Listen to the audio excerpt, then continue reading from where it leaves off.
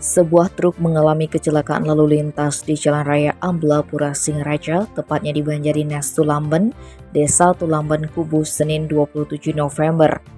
Truk yang dikendarai Gede Agus Kurniawan diduga mengalami kerusakan pada pir bawah setir kemudian terguling, hingga batu koral yang diangkutnya berserakan di jalan.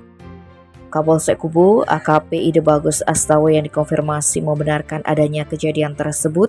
Beruntung tidak ada korban jiwa dalam peristiwa tersebut.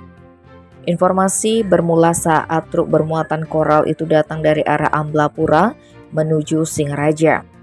Saat tiba di TKP yang merupakan jalan tikungan sekaligus turunan, sopir truk tersebut tidak bisa mengendalikan setirnya lantaran mengalami patah pir. Kendati demikian, truk tersebut terguling di tengah jalan. Koral yang dimuat dalam truk tersebut tumpah dan berserakan. Beruntung tidak ada kendaraan yang terlibat dalam laka lantas tersebut. Tim Bali Express melaporkan.